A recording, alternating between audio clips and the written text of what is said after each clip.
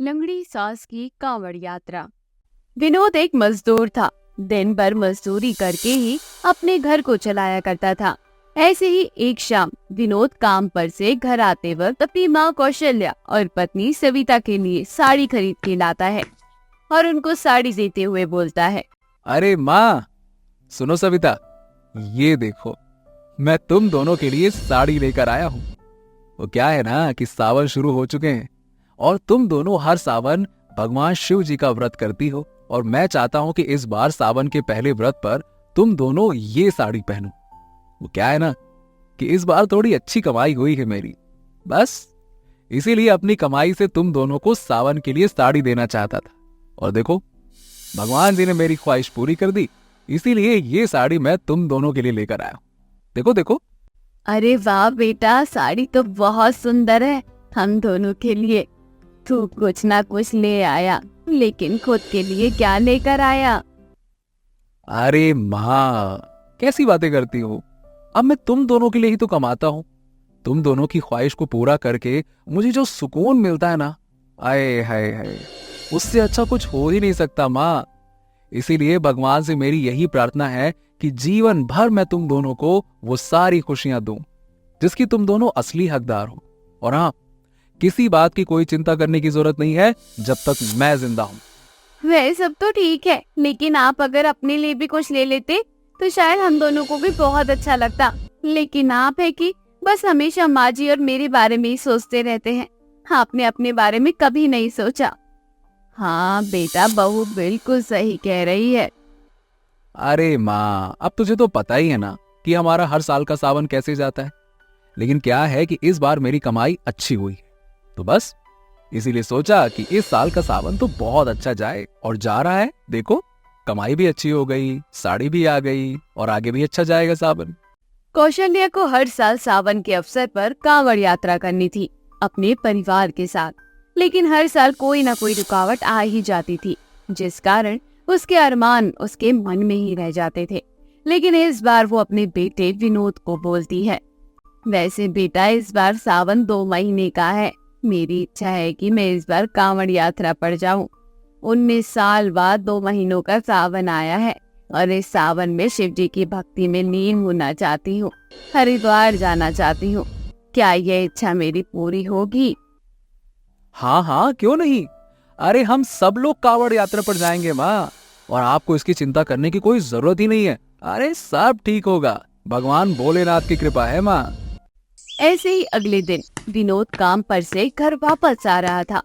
अचानक से विनोद का एक्सीडेंट हो जाता है और उस एक्सीडेंट में विनोद को काफी चोटें लग जाती हैं। विनोद का पैर बुरी तरह से टूट जाता है। अब वह चल फिर भी नहीं पा रहा था। जब ये बात कौशल्या और सविता को पता चलती है तो दोनों का रो रो कर बुरा हाल हो जाता है और वे दोनों शिव जी की मूर्ति के पास बैठकर रोते हुए उनसे अपने मन की बातें बोलते हैं। हे प्रभु, आखिर ऐसा कौन सा पाप किया था हमने जो तू हमें ये दिन दिखा रहा है। इतनी श्रद्धा से हमने सोचा था कि मैं अपने पूरे परिवार के साथ कांवड़ यात्रा पर जाऊंगी, लेकिन उससे पहले ही मेरे बेटे के साथ ये सब हो गया। आखिर ये सब क्यों प्रभु? हे भोले बाबा, मेरे सुहाग की रक्षा करना। उसे इस तरह से तकलीफ में देखकर मुझे बहुत तकलीफ हो रही है। आखिर कौन सी कमी की है हमने तुम्हारी भक्ति में? इतनी तकलीफ होने के बावजूद हमने तेरे लिए वह श्रद्धा नहीं छोड़ी। आखिर कब तक हमें इस तरह से परेशान करेगा तू? चाहे कुछ भी हो जाए, कांवड़ यात्रा तो मैं जरूर जाऊंगी और इस बार तुम्हें मेरी सुननी ही पड़ेगी भोलेनाथ। इस तरह से सविता और कौशल्या दोनों कांवड़ यात्रा पर जाने की तैयारी करना शुरू कर देती है। तभी सास बहू से बोलती है, बहू, इस साल मैं अकेली ही जाऊंगी कांवड़ यात्रा पर। तुझे यहाँ रहकर विनोद की देखभाल करनी है। आखिर हम दोनों के अलावा विनोद का है ही कौन? अगर हम दोनों कांवड़ यात्रा पर चले जाएंगे तो इसे कौन देखेगा? और तुझे तो पता ही है, एक्सीडेंट होने के बाद बेचारा चल फिर भी नहीं पाता। माँ जी, एक काम करते हैं, हम इन्हें कांवड़ में बिठा कर ले चलेंगे। इस बार शिव जी को हमारी सुननी होगी। यात्रा करेंगे तो हम पूरे परिवार मिलकर, वरना नहीं जाएंगे हम।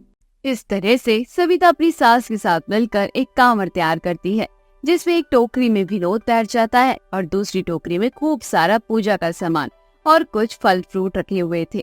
दोनों सास बहू कांवड़ यात्रा पर निकल जाती हैं। आधा भार सविता के कंधे पर था और आधा कौशल्या के कंधे पर था।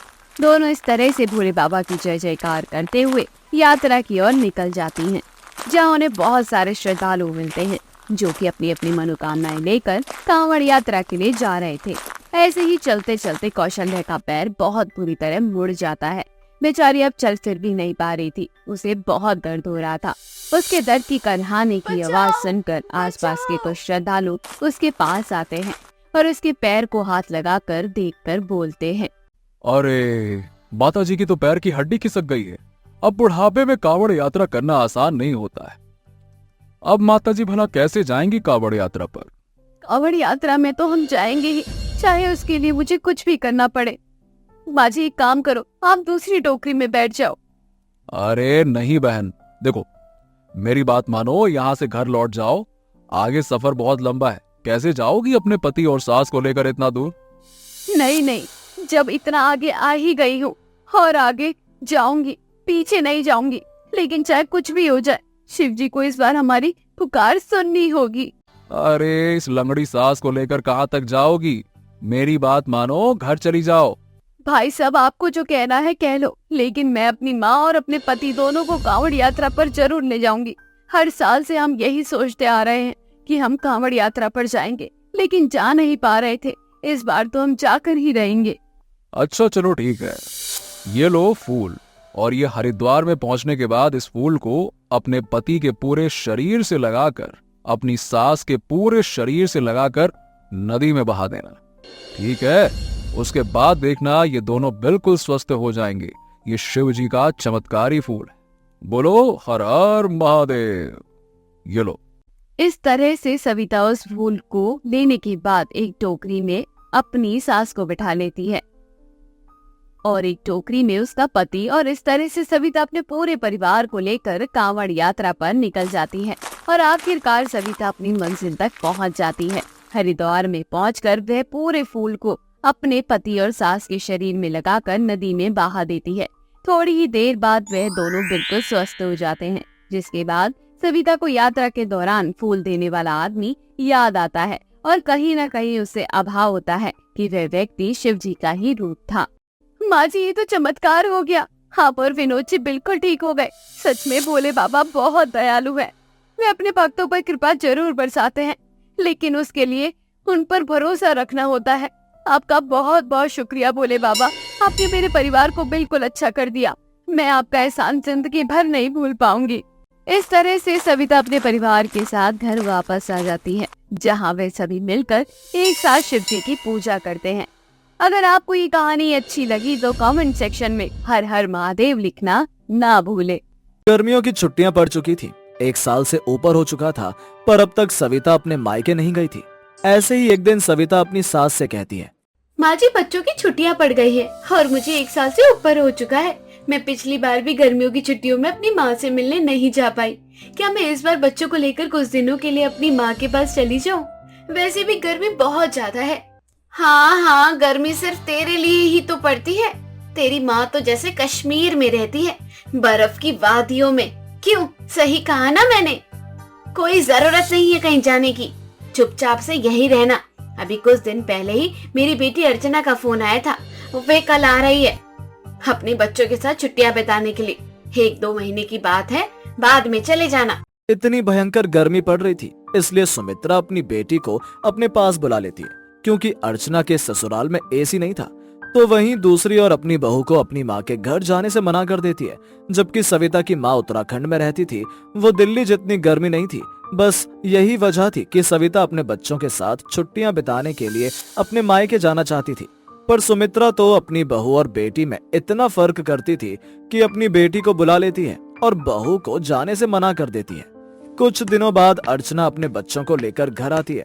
अरे आ गई मेरी बेटी। कितनी धूप है बाहर, कैसे तपती हुई धूप में आई है तू। तेरे सास ससुर को जरा भी तुझ पर तरस नहीं आता कि कहीं तेरे लिए कोई गाड़ी बुक कर देते? माँ, मैं तुम्हें क्या बताऊँ, मेरे ससुराल वाले इतने कंजूस है कि कुछ पूछो मत। कभी कभी तो मुझे लगता है कि वे लोग पैसा सीने पर लाद कर जाएंगे। अरे मैं बोलते बोलते थक जाती हूँ, पर मजाल है कोई सुन ले। अर्चना मेरी बेटी, मैं सब जानती हूँ, इसलिए तो मैं तुझे गर्मियों में यहाँ ही बुला लेती हूँ। देख तेरी भाभी भी यही है, कहीं नहीं गई। कह रही थी कल मुही कि मायके जाऊंगी, पर मैंने मना कर दिया। आखिर मेरी बेटी इतने दिनों बाद आ रही है, और भाभी के रहते मेरी बेटी घर के काम करे, अच्छा थोड़ी ना लगेगा। सच में ना माँ, तुम मेरे बारे में कितना सोचती हो। वैसे माँ, सच में बाहर बहुत धूप है, मेरा बेटा बहुत ज्यादा थक गया है। भाभी से कहना वे राघव को जाकर एसी वाले रूम में सुला दे और मेरे लिए कुछ ठंडा पानी बना कर दे दे। अर्चना घर में आते ही फरमाइश देना शुरू कर देती है और सुमित्रा अपनी बेटी के सारे ऑर्डर अपनी बहू को पूरे करने के लिए कहती है। इतनी चिलचिलाती गर्मी में भी बेचारी सविता घर के सारे काम करती और कुछ नहीं कहती। ऐसे ही एक दिन खाना बनाकर सविता कुछ देर के लिए एसी वाले कमरे में जाकर बैठ जाती है। तभी वहां अर्चना और सुमित्रा आते हैं। एसी के नीचे सविता को बैठा देखकर उन दोनों के मन में मानो जैसे पूरे बदन में आग लग जाती है। भाभी तुम्हारे मजे हैं, तुम्हारे ससुराल में एसी लगा है, इसलिए कुछ काम करती हो या नहीं, या एसी की हवा खाने के लिए बैठ जाती हो। कभी मेरे ससुराल जाकर देखना, मैं अकेली एक पैर पर सारे घर के काम करती हूँ, पर फिर भी वहाँ मेरी इज्जत नहीं है। अरे तुझे किसने कहा है एसी चलाने को? 100 बार तुझे मना किया है एसी के नीचे बैठने से, पर तू है जो सुनती नहीं है। अब चल निकल यहाँ से, दोबारा इस रूम में मत दिख जाइयो। सुमित्रा अपनी बहू और बेटी में इतना फर्क करती है कि वो अपनी बेटी को एसी वाले कमरे से बाहर नहीं जाने देती और बेचारी बहू को एसी वाले कमरे में कदम तक नहीं रखने देती। जहां अर्चना सारा दिन अपनी माँ के साथ बैठकर एसी वाले कमरे में ठंडी ठंडी हवा खाती, तो वहीं बेचारी सविता सारा दिन रसोई घर में बैठकर अपनी ननद और सास के ऑर्डर को पूरा करती। हे भगवान, ये गर्मी तो मुझसे बर्दाश्त ही नहीं हो रही। भाभी मेरे लिए ना शरबत बना दो और मेरे बच्चों के लिए बाहर से आइसक्रीम ला देना। घर में कोई नहीं है इसलिए तुम्हें कह रही हूँ, वरना भैया ही ला देते। ठीक है अर्चना, बस 10 मिनट दो, मैं तुम्हारे लिए शरबत बनाकर और बच्चों के लिए आइसक्रीम ला देती हूँ। सविता अपनी ननद की सभी बातों को चुपचाप मानती और कभी उफ तक नहीं करती। ऐसे ही एक रात सविता अपने बच्चे और पति के साथ सो रही होती है और तभी अचानक से पंखा खराब हो जाता है। अरे अब इस पंखे को क्या हो गया? सविता चलो हम एसी वाले कमरे में चलते हैं जहां माँ और अर्चना सो रही हैं। नहीं नहीं, रहने दीजिए, एक ही कमरे में एसी लगा है और बेचारी अर्चना गर्मी की वजह से यहाँ आई है, और अगर हमारी वजह से उसे सोने में दिक्कत होगी तो मुझे अच्छा नहीं लगेगा। एक रात की तो बात है, कल हम अपना पंखा ठीक करवा लेंगे। सविता इस पंखे में हवा नहीं आती, गर्मी इतनी ज्यादा है कि पंखा भी फेल है। मैं कल अपने कमरे के लिए एसी लगवा लूंगा या कूलर ले आऊंगा। आप क्यों पैसे फिजूल के खर्च करते हैं? इस बार आपकी इतनी छुट्टियां हो गई है, अगर आपने माँ जी को पूरी सैलरी नहीं दी तो वे बेकार में ही नाराज हो जाएंगी। अगर हमने अपने कमरे में एसी लगा लिया तो बेकार में ही घर में कलेश हो जाएगा। एक कमरे में एसी लगा तो हुआ है, छोड़ दीजिए ना। सविता गर्मी बर्दाश्त करती है पर घर में कलेश नहीं चाहती थी, इसलिए वो अपने पति को एसी लाने से मना कर देती है और अगले दिन पंखा ठीक करवा लेती है। पर गर्मी इतनी ज्यादा थी कि सविता उस गर्मी को अब झेल नहीं पाती और एक दिन में काम करते हुए सविता की तबीयत खराब हो जाती है और वो बेहोश हो जाती है। माँ जी जल्दी आओ, भाभी बेहोश हो गई। सविता पहली बार इतनी बीमार पड़ी थी, उसको इतना बीमार देखकर सुमित्रा भी डर जाती है और डॉक्टर को बुलाती है। डॉक्टर के आने के बाद पता चलता है कि सविता की तबीयत ज्यादा खराब है और उसे लू लग चुकी है और उसे पानी चढ़ेगा। ये सब कुछ इस चिलचिलाती गर्मी की वजह से हुआ है। जिसके बाद सुमित्रा और अर्चना कुछ दिनों तक सविता का अच्छे से ख्याल रखते हैं और जब सविता खुद को बेहतर महसूस करती है तो सुमित्रा सविता से कहती है, बहू मुझे माफ करना, मैंने तेरी तकलीफ को नहीं समझा, पर मैं बुरी नहीं हूँ। मैंने बेटी और बहू में फर्क किया। गर्मी की वजह से मैंने अपनी बेटी को यहाँ बुला लिया ताकि उसे एसी का सुख दे सकूं, पर मैं भूल गई थी तू भी तो किसी के घर की बेटी है। मैंने तुझे तेरे मायके नहीं जाने दिया और तुझसे इतनी गर्मी में घर के काम करवाए। पर अब तो फिक्र मत कर, तू इस बार पूरी गर्मी की छुट्टियां बिता कर आना। वैसे भी तेरी माँ का घर बहुत अच्छी जगह है, वहाँ एसी की भी हवा फेल है। हाँ भाभी, माँ बिल्कुल सही कह रही है, मैं भी किसी के घर की बहू हूँ और जब मेरी सास मुझसे घर के काम करवाती है और कभी मुझे मायके आने के लिए मना कर देती है तो मैं अपनी सास से झगड़ लेती हूँ।